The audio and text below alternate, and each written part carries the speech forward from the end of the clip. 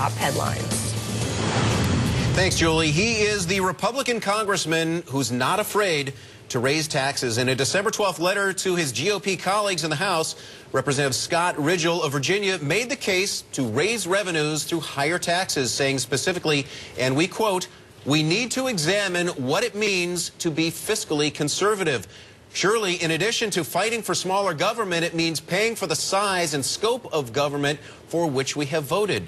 That is why supporting an agreement that results in higher revenue and lower expenses in the fiscal cliff negotiations is not political weakness. Rather, it is sound conservative fiscal policy." Well, joining us now, Congressman Scott Rigell. Thank you for being here, sir. You say the argument is not ideological, it's purely mathematical. You're a numbers guy. Can you run us through the math? Sure, Adam, and thanks for having me on the show. The 12-year yield of our tax code, that period that we call the Bush tax cuts, if you just take total revenue and total GDP, you divide one by the other, it's 16.9%. And to put that in context and perspective, we haven't run the Republic on that yield, that percentage of revenues expressed as a percentage of GDP, since 1959.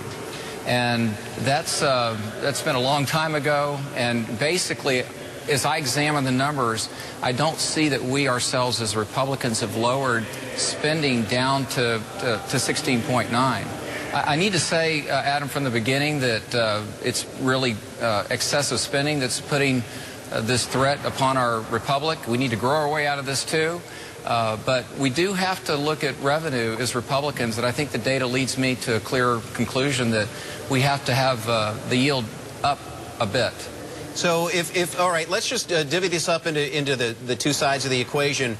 Tax revenue on the one side, we got to collect more, but spending on the other, I mean, you yourself admit we structurally are now spending significantly more than that 16.9% of GDP. Why are we spending so much? Well, I think folks like to get reelected, and so we've had generation after generation of leadership here in Washington, both sides, who have overpromised, either through lack of knowledge or lack of political will. And I just have this really deep resolve to go where the numbers lead me.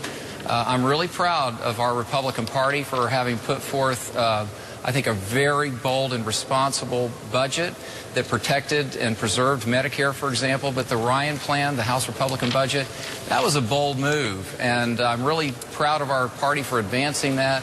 And I'm really looking for the president to lead in these negotiations. I hope that something substantive came out of this afternoon's meeting there at the White House. An hour and 15 minutes doesn't give me a lot of hope that something substantive was agreed on.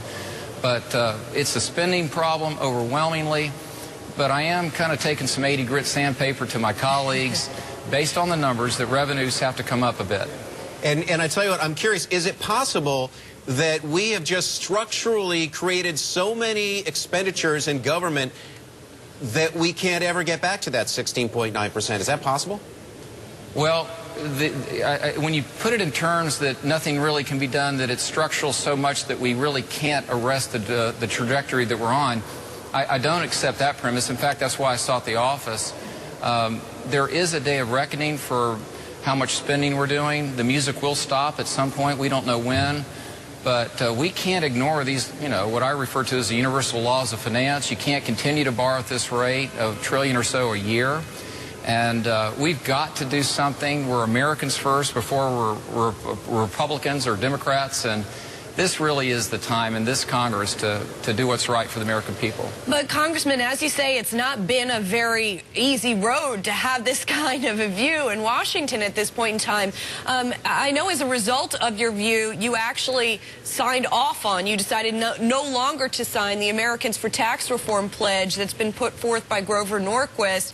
As you know, many of your colleagues have still signed on to that. Is there room in Washington right now for compromise? Is there any room for any kind of middle path here?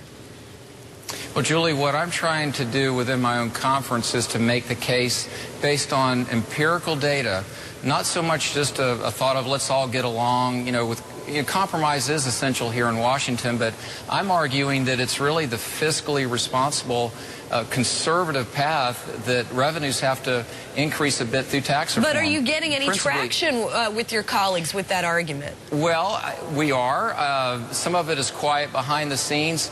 Most of my colleagues, look, they are good men and women, as our Democratic friends are. I do think there's a general lack of knowledge about budgeting, and I don't for a moment to profess to have all knowledge about it, but I've been doing this for 30 years. I'm an entrepreneur, a business person who's come to Washington, and the budget to me is really clear that we've locked ourselves in through that Americans for Tax Reform pledge that you just mentioned into a level of revenue expressed as a percentage of GDP that we ourselves as Republicans have not voted to reduce spending to. Now that's mathematically, you can't reconcile that. And so we got to go up about 150 basis points on the yield as I see it. And I'm trying to make that case with my conservative friends. I consider myself a fiscal conservative. Well, Representative we are getting some... Yeah, forgive me, sir, because we only have about 30 seconds. I'm curious, that 150 basis points, call it 1.5% of increased tax revenue, where would it come from? Well, I am a strong advocate for capping deductions. I think that is the best path forward. You could pick a number, maybe 50,000 or something for the amount of deductions that you could claim, and it'd stop at that point.